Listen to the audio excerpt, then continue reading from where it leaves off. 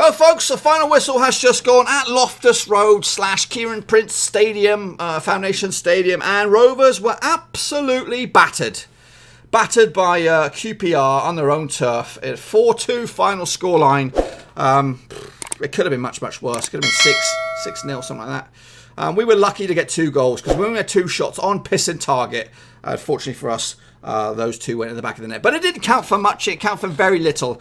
In fact, the past 3 games have been one of the worst 10 days as a Rovers fan, if I'm honest with you. Losing at home to Luton, not really taking full advantage of a woeful Forest midweek, and then right here losing quite shambolically against a team that we've been very, very decent against over the years. 4-2 final score. The goals came in thick and fast by QPR, opening it up through Nahki Wells in the first half, obviously on loan from them six-fingered freakazoids.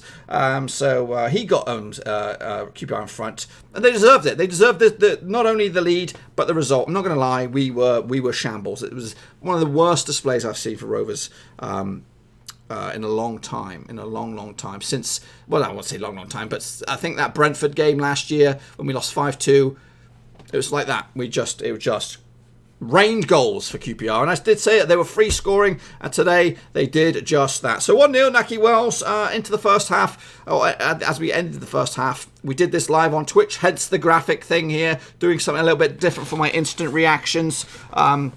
So you missed it, so if you want to catch the next watch along, it will be hopefully against Huddersfield in a couple of weeks time, but let's talk more about that later. So 1-0 looked, QPR deserved the lead. We didn't create anything really. Second half, a little bit different maybe, but QPR again looked more lively and did get the second goal. And it was an easy goal, wasn't it? It was easy, putting it back in the net on the 49th minute. Rovers made it a little bit interesting on the 57th minute with a penalty. No Mogul these days, upset Dakaruni. I was a little bit worried about it, but it did go in the back of the net. So it made it 2-1. Game on, you would suggest. Game flipping on, but no! Just like Forest the other week, cannot keep our heads. Can't we just, you know what, we score, then we start chatting to each other. You know what, boys, we're wrecking this game. Oh, shit, they score another goal. 3-1 it was. Osayi-Samuel. They got the decent Samuel. We got dog shit Samuel on the bench. You can't get him 2 minutes of action because he's not ready. He's not ready. So that made it 3-1 for QPR. Game over. Yep, could have been 4, could have been 5, but they did make it 4. Up steps substitute Hugill.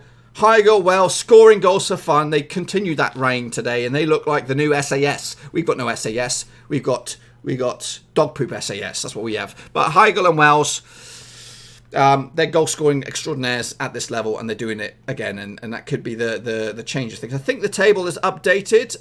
We are down to 14th. QPR jump all the way up to 9th, as you see on the table there. So 4-1, Hugill make it, it could have been much worse than that. Then up steps Adam Armstrong, does get a consolation for us. Our second shot on target of the day.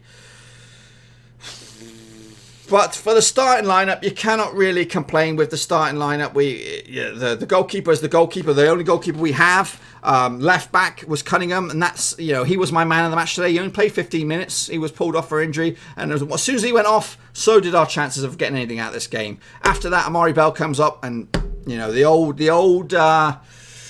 Amari Bell of that we all know and love came back, and it just wasn't good enough. It was not good enough.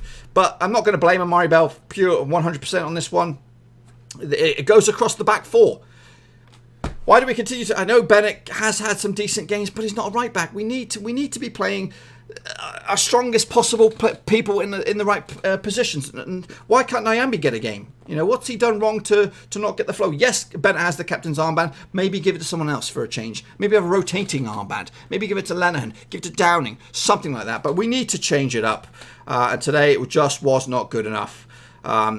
Then, obviously, Rothwell's been itching to get on the pitch. We've all been screaming out for it. I've been screaming out for it. He comes on and he waits to like the 80th minute to show why he's so sought after. He was cancelled out, nullified. Dack the same deal. DG looks past it. This was a ropey display from a Rovers point of view. Now, that's just my condensed thoughts on this game. Make sure you get your own verdicts in the comment section down below. We'll be back to dissect this game. Take a look at those horrific looking stats. We'll hear what the gaffer's had to say. It's going to be interesting to hear what he says, because I'm sure he's going to be be absolutely blunt and to the point. Fortunately, I was hoping, well, in fact, not fortunately, I was hoping to go into the international break with a bit of zing in our step, but it's not going to happen, folks. We're going to go into the international break with just the 1 point out of 3 games. That's not promotion form. That's not top 10 form. That's not even mid-table form. That's relegation fodder. We need to sort this shit out, and we need to sort it out pronto. I'll be back again a little bit later on with a detailed review with the stats. Until I see you all again, smash the thumbs up, smash the subscribe, and I'll see you all very, very soon. Thanks again for watching. Please like, share, and most importantly, hit the subscribe button to keep you bang up to date with all things Blackburn Rovers related, Championship related,